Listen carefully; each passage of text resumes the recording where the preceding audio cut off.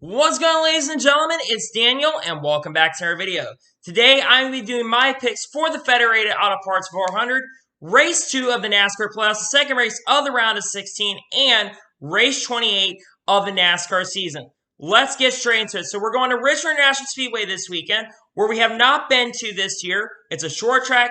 I think we're going to see a really fun race here at Richmond International Speedway, considering it is the halfway point of the round of 16. So, anyway, let's go ahead and do picks. So for those of you who are kind of newer to the channel, I do picks kind of like this. I do a driver who's going to struggle, a driver who's going to be an underdog in the race, and the winner of the race. And for this week, I have all playoff drivers. Something I'm not going to be expecting to see all week, but I looked up stats for all these drivers, and those are the picks. And also for the ones to watch, I also do only playoff drivers for the ones to watch.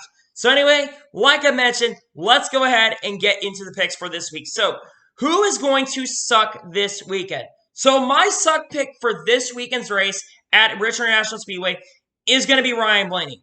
Ryan Blaney is historically not very good here at Richmond International Speedway. His best finish is 17th. He has struggled here at Richmond International Speedway in, I think, the 6 or 7 starts that he has ran here. Not only that, Ryan Blaney is coming off of a very, very bad performance at Darlington International Speedway, where he basically already lost 10 points to begin with, even before the green flag drop. So Ryan Blaney, I think, is going to struggle this weekend, and historically not great here. And I'm not even sure if Todd Gordon is back this weekend or not. I think Travis Giesler is still going to be the crew chief this weekend. I think it's a 2-race suspension, if I'm not mistaken. Now we get into the underdog pick for this race. The underdog pick is coming off of some very strong momentum, and this team in general has been performing very, very well this year. They have drastically improved with Tyler Reddick. And the underdog pick, you probably could tell, is going to be Austin Dillon. Austin Dillon is coming off of a very, very strong run at Darlington International Speedway. And he almost won the race at Darlington, almost won the Southern 500, almost got gifted a win after Mark Truex Jr. and Chase Elliott had their incident. But Austin Dillon has overall this year been drastically improving, and he's a dark horse in these playoffs. He's been performing very, very well to start off. He's been overall improved as a driver this year. Not only that, his stats at Richmond are pretty good. I think he's got a 17th place average finish. That's not too bad for Richmond stats.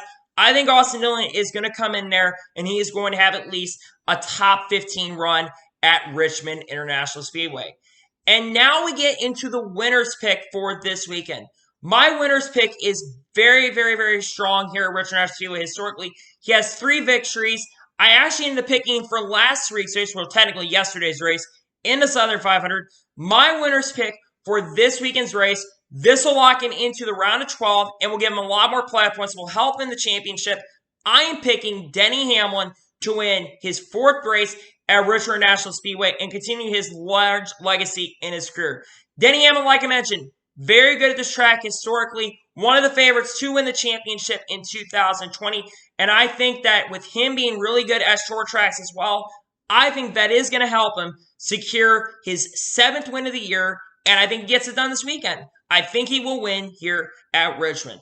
Now, let's talk about the drivers who you need to watch out for in this race. The first one is Aric Almirola. Aric Almirola historically is really, really good at this racetrack, especially if we get a lot of long runs, and Richmond is known for a lot of long runs as well. I think Aric Almirola, especially with how much speed they've had this year, like they had in 2018, I think that is going to help Aric Almirola run very strong. I think he's a guy that is going to be to watch, and I think he makes up a lot of points this weekend, and will get back into the round of 12. The next driver, Kyle Busch. Kyle Busch does not have his crew chief of Adam Stevens this weekend due to having not having two lug nuts on the car. But Kyle Busch is really good there. And he's got 6 wins at this racetrack. I think Kyle Busch will run top 5 a lot of this race. He is a driver that you need to watch out for here at Richmond. The next one is Martin Truex Jr. Martin Truex Jr. almost won the Southern 500. He came very close to winning it this past week. Not only that, he has won the last 2 races at Richmond International Speedway. I think that team is starting to really come together. They've been gelling together, especially over the last 2 weeks. This was their worst finish in like 10 or 15 races. It's been a long time since that team has really struggled. I think Martin Truex Jr., he has a very, very strong performance at Richmond. He gets a lot of points made up that he lost after the contact with Chase Elliott on the last lap at Darlington. I think comes back with a very strong run. I don't think he's going to win, but I think that he is going to be a very strong contender in this race. And the final driver that you need to watch out for this weekend is, of course, Kevin Harvick. Kevin Harvick has been fast at pretty much every single track. He did sandbag a little bit, kind of was struggling a little bit at Darlington, but he was still able to win the Cookout Southern 500. I think he has a very realistic chance of going back-to-back this weekend. On top of that, Kevin Harvick has won here 3 times. He's historically really, really strong here. He's finished really strong the last couple of years as well at this track. I think Kevin Harvick is a driver that you're going to have to watch out for, especially here at Richmond National Speedway. We're going to race 2 in the playoffs. I'm very excited for this one. Back with the short tracks. We also got the high horsepower, low downforce package, so the racing is going to be a lot better. You're going to see the talent flow from a lot of these drivers, and I think we're going to see a very, very, very awesome race here at Richmond International Speedway. So, anyway, those are my picks for the Federated Auto Parts 400 at Richmond National Speedway. I want to thank you guys for watching today's video. Please like and subscribe to the channel, turn notifications so you can be notified when a video does go live on my channel. Follow me on Twitter, Facebook, and Instagram. Link in the description below for that. And comment below your picks for this weekend's race, a Saturday night race at Richmond National Speedway. Who do you think is going to struggle? Who do you think is the underdog for this race? Who do you think is going to cross the finish line first at Richmond International Speedway?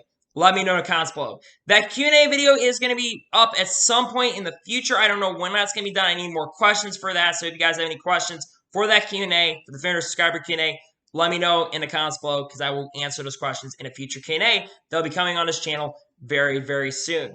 Anyway, like I said, I want to thank you guys for watching today's picks video, and I will see you guys next time. Take care, everybody.